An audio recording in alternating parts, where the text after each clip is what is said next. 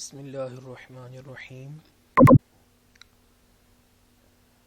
Our next practical is the determination of reference crop evapotranspiration by using the pan evaporation method. तो सबसे पहले हम देखते हैं कि what is evapotranspiration. Evapotranspiration is basically the combination of two words, evaporation and transpiration. तो evaporation और क्या होता है और ट्रांसपिरेशन क्या होता है। इवेपोरेशन पानी का वो लॉस है जो पानी की सरफेस से बुखारात बनकर एटमॉस्फेयर में उड़ जाता है, ये पानी का लॉस है। और ट्रांसपिरेशन सेम चीज़ है, लेकिन दोनों में फ़र्क ये है कि इवेपोरेशन वाटर सरफेस से होती है और ट्रांसपिरेशन जो है ये प्लांट्स की सरफेस से होती है। तो ये दोनों को जब कंबाइन किया जाता है that is called as evapotranspiration. तो इसको हम यूँ भी डिफाइन कर सकते हैं, evapotranspiration can be defined as the quantity of water transpired by plants during their growth और retained in plant tissues plus the moisture evaporated from the surface of soil and the vegetation. यानी कि combinedly loss of water from soil surface, or you can say that the water surface and plant surface. तो इसको ये तो होगी इसकी definition. There are different methods to find the evapotranspiration. For example,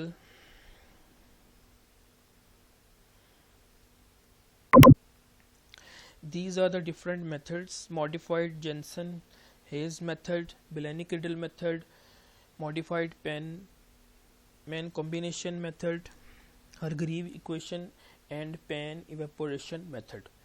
तो इसमें हमारे पास जो pan evaporation method है, this is field method and others are the empirical methods.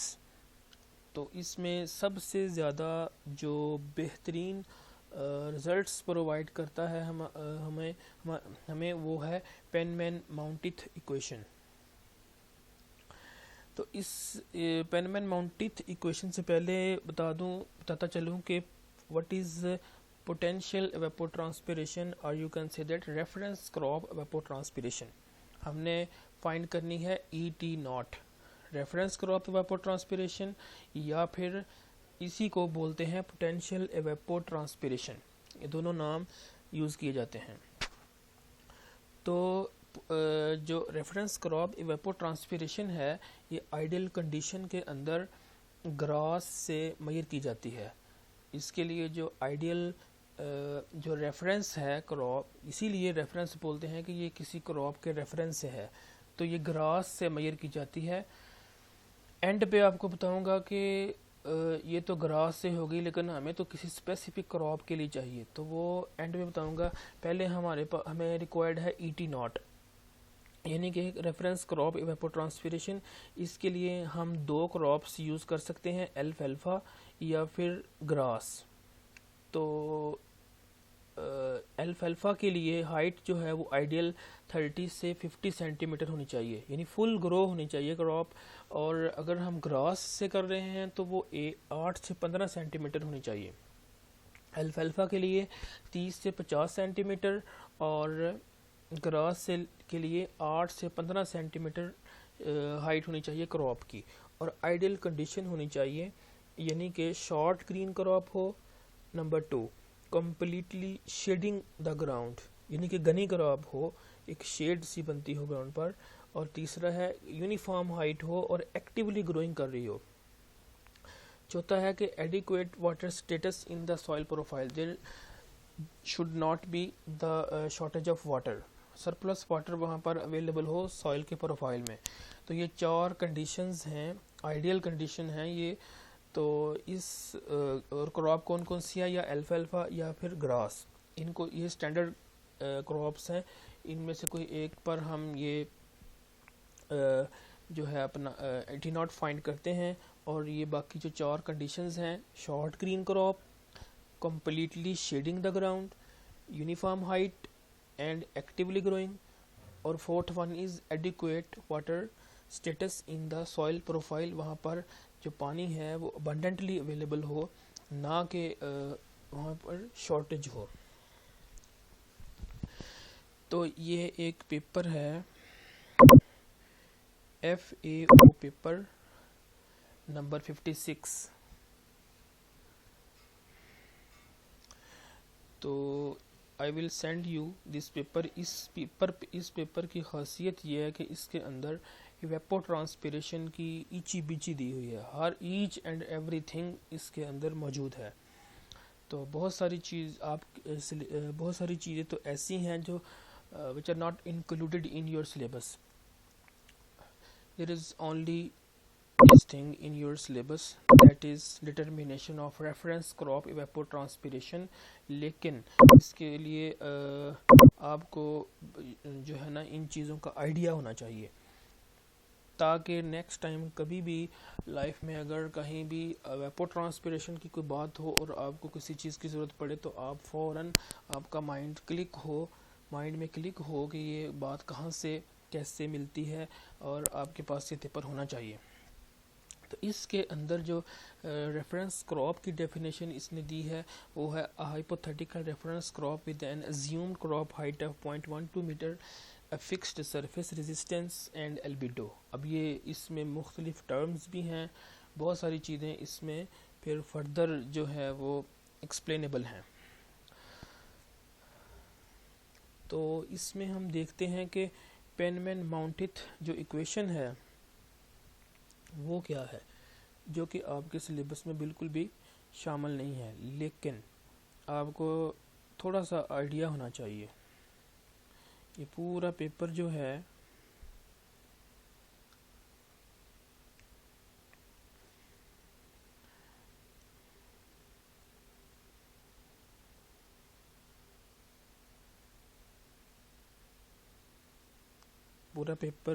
इसी पर है, evapotranspiration। This is Penman-Mounted equation ET naught is equal to 0.408 delta into Rn minus G plus gamma 900 divided by T plus 273 U2 into ES minus EA divided by delta plus gamma into 1 plus 0.34 U2। तो ET not is potential evapotranspiration या फिर reference evapotranspiration, साथ units भी दिए गए हैं। RN net radiation, G जो है soil heat flux density, T air temperature and U2 wind speed, ES saturation vapour pressure, EA actual vapour pressure and this is saturation vapor pressure deficit, and delta is slope vapor pressure curve, gamma is psychrometric constant। ये सारी चीज़ें अगर आपके पास हों तो you can find easily ET not and this will give the best results. और भी मैंने आपको मेथड्स बताए हैं, लेकिन सबसे बेस्ट मेथड यही है, penman माउंटिथ equation.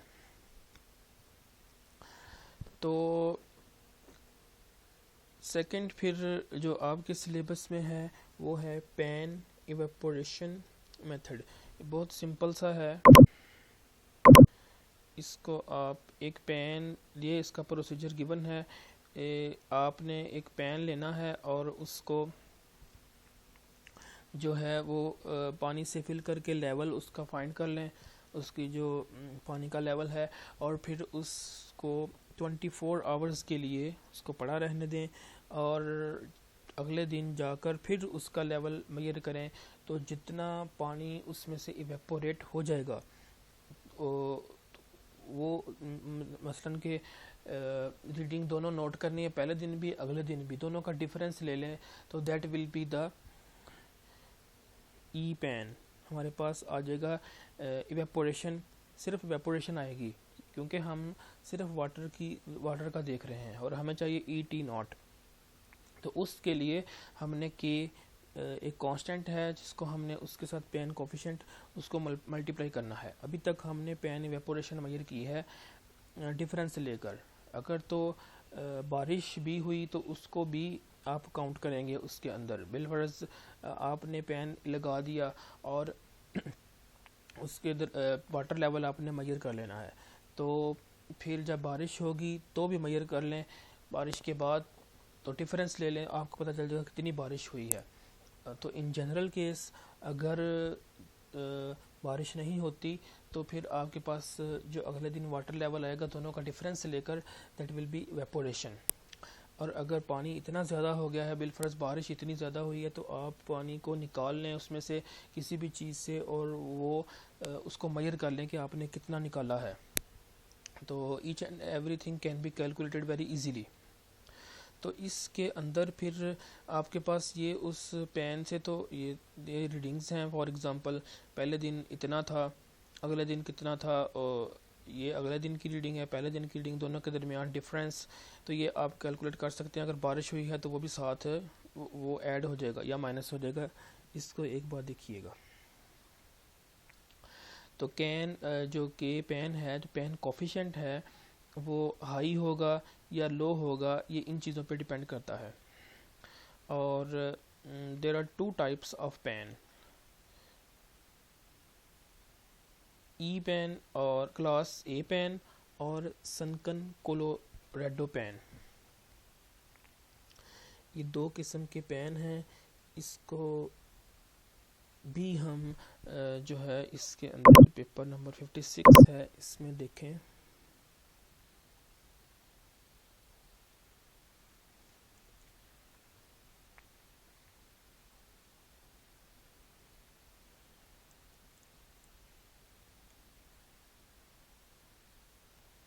This is pan evaporation method.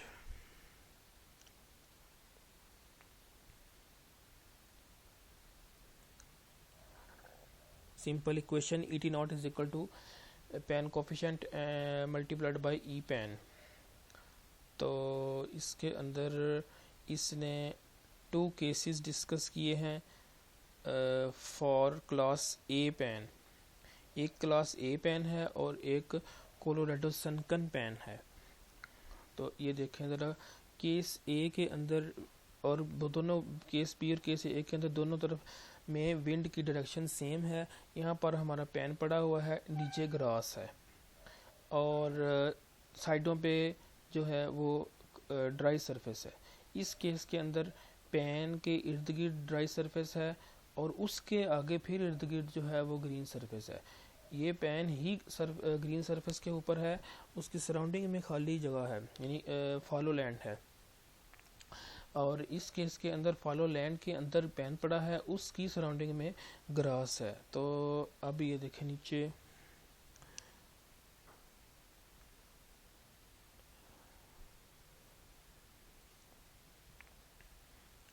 ये उसने सारा डिस्कस किया है। इसमें डिफरेंट जो क्लाइमेटिकल पैरामीटर्स हैं, 6 क्लाइमेटिकल पैरामीटर्स होते हैं: temperature, pressure, humidity, precipitation and solar radiation. These are the 6 climatic parameters जिसको हम इसका इम्पैक्ट होता है इस पर, वो भी देखते हैं। तो ये देखें, इसमें क्लास ए पेन है और इसमें relative humidity, wind speed, light, ये इसने लो वैल्यू बताई है इसकी के पी की, और मीडियम और हाई, ये सारी जो हैं वैल्यूज़ इसने बताई हैं। इस डाटे में से हम के पी फाइंड कर सकते हैं अगर हमें अदर वैल्यूज़ गिवन हों कि किस किस से के कॉरेस्पॉन्डिंग हमने इसकी वैल्यू देखनी है।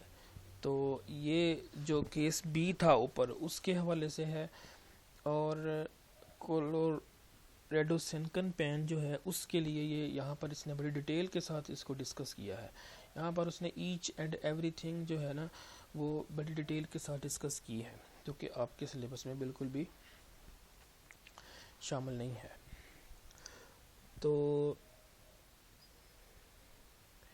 ये हो गया पेन इवेपोरेशन मेथड, जिसके अंदर हमने जो पेन्स हैं वो डिस्कस किए हैं और ये किस किस चीज़ पर डिपेंड करते हैं, ये यहाँ पर मौजूद है। डिटर्मिनेशन ऑफ के पेन,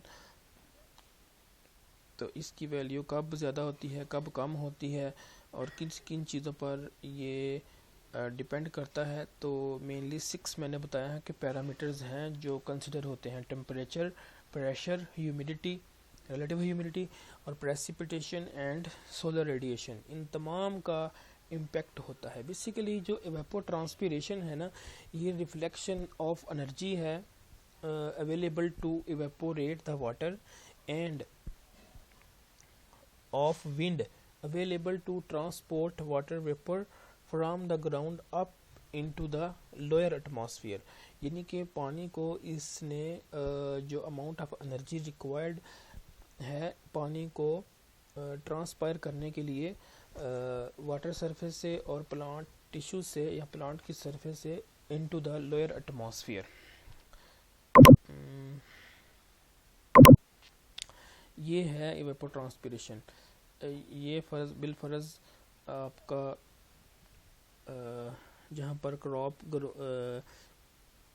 क्रॉप है और इवेपोरेशन प्लस ट्रांसपिरेशन, तो इसमें से ट्रांसपिरेशन हो रही है और यहाँ पर वाटर है खाली, तो यहाँ से इवेपोरेशन हो रही है।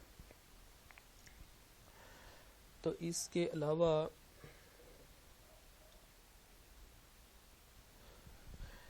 फिर आपने फाइंड करनी है क्रॉप किसी, ये तो आपके पास आ गई ईटी नॉट।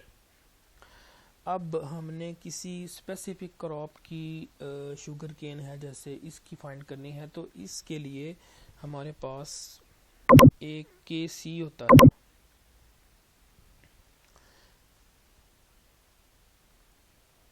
ये इसने यहाँ पर इसकी डायमेंशंस और फिज़िकली इसको शो कराने की कोशिश की है पेन्स को। ये देखें,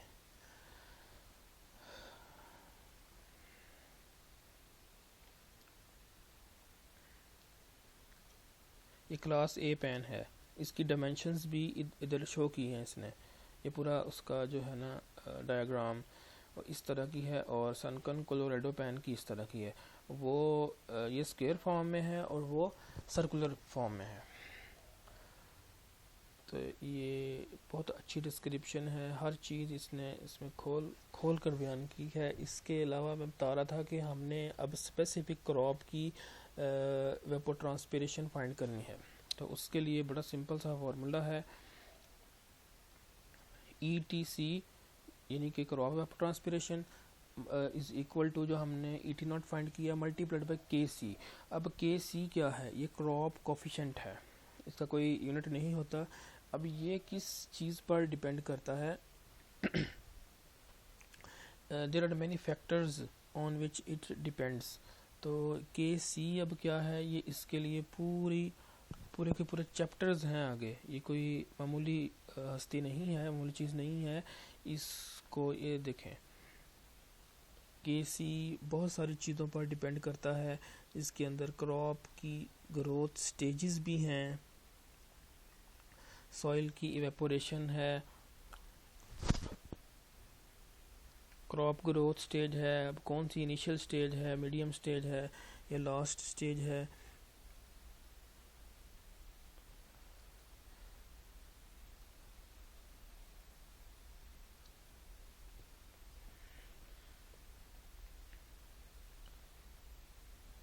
There is a lot of knowledge here to calculate KC, लेकिन हमारे पास KC गिवन होगा किसी भी क्रॉप की। जब हमने ET कैलकुलेट करनी है तो ET नॉट कैलकुलेट करने के बाद, जो कि पेनमैन माउंटिथ इक्वेशन से भी कर सकते हैं और पेन इवेपोरेशन मेथड से भी कर सकते हैं, तो हमने उसको सिंपली KC के साथ मल्टीप्लाई कर देना है। KC हर क्रॉप के लिए अलग-अलग से गिवन है, ऑलरेडी कैलकुलेटेड है। तो हमारे पास वेपोट्रांसपिरेशन आ जाएगी फॉर पर्टिकुलर क्रॉप। अब जो KC है वो ऑलरेडी कैलकुलेटेड है हर क्रॉप के लिए। ये जो सारा प्रोसीजर है ये KC फाइंड करने के लिए है, तो ये सारा प्रोसीजर एक दफ़ा लगाकर तमाम क्रॉप्स की KC वैल्यूज़ निकाल ली गई हैं।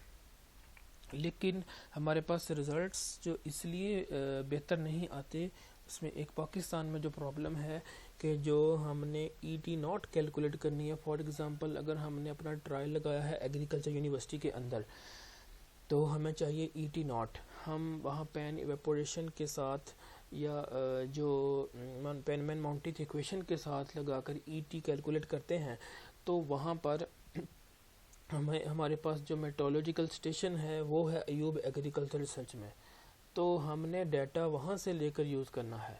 तो वहाँ का और यहाँ का टेम्परेचर में भी फ़र्क हो सकता है। सम टाइम बाद ऐसा भी होता है कि फैसलाबाद के एक हिस्से में बारिश हो रही है, दूसरे हिस्से में नहीं हो रही, तो डेफिनेटली जिस जो स्पेसिफिक साइट है जिस पर हमने ट्रायल लगाया हुआ है वहीं की हमारे पास इंफॉर्मेशन होनी चाहिए। लेकिन ये एक ड्रॉबैक है हमारे सिस्टम के अंदर, जो बाहर भी हो सकता है, पाकिस्तान से बाहर भी, लेकिन जो मोस्ट एडवांस्ड कंट्रीज़ हैं वो उसी स्पेसिफिक साइट का ही डाटा लेकर ईटी नॉट कैलकुलेट करते हैं। लेकिन हमारे पास चूँकि इतने रिसोर्सेज भी नहीं हैं कि हम उसी जगह की तमाम parameter, temperature, pressure, humidity, precipitation, solar radiation सारी यूज़ करके हम जो एग्जैक्ट फिगर है वो कैलकुलेट करें, तो these are some problems in it. इसके अलावा एक जो है वो मॉडल भी यूज़ किया जाता है, बहुत सिंपल सा मॉडल है, क्रॉप वाट मॉडल।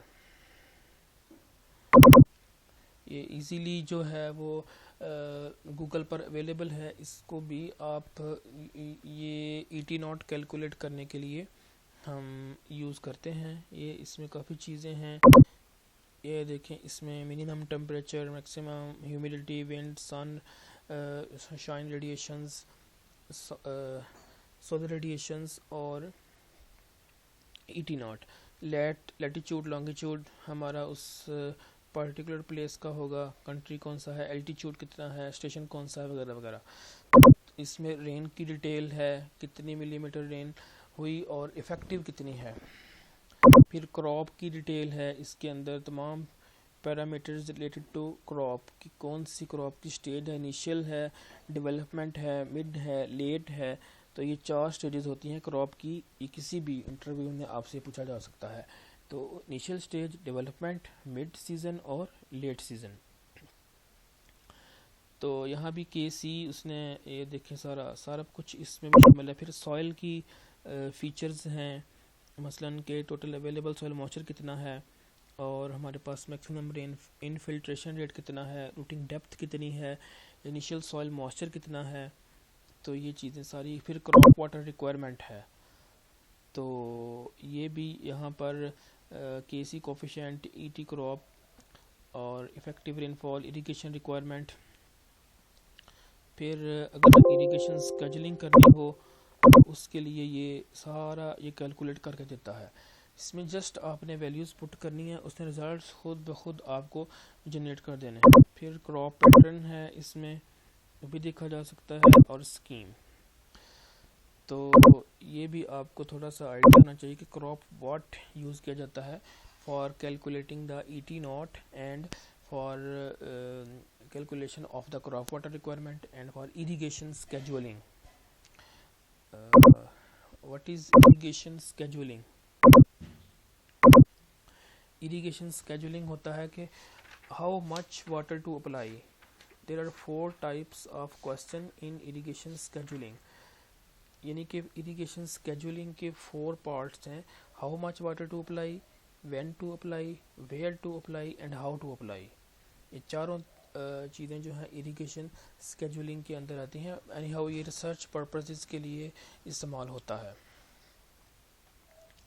तो जब तक हमारे पास एवेपोट्रांसपिरेशन नहीं होगी किसी क्रॉप की, तो फर्दर उसके ऊपर जो रिसर्च है वो हम नहीं कर सकते। ये एवेपोट्रांसपिरेशन जो है ये बहुत ज़रूरी है। फर्दर इससे काफ़ी ज़्यादा चीज़ें जो है हम अगर हमें यही अंदाज़ा नहीं है कि हमारा पानी जो है किसी भी क्रॉप में कितना एवेपोट्रांसपिरेशन के ज़रिए लॉस हो रहा है, तो हम अदर कैलकुलेशंस उसमें फिर नहीं कर सकते। जैसे एनर्जी बैलेंस इक्वेशन उसके अंदर हमने कैलकुलेट करनी है, उसमें भी ईटी इस्तेमाल होती है। तो और भी बहुत सारी रिसर्च के लिए, रिसर्च पर्पसेस के लिए it is used. Thank you. अल्लाह हाफिज़।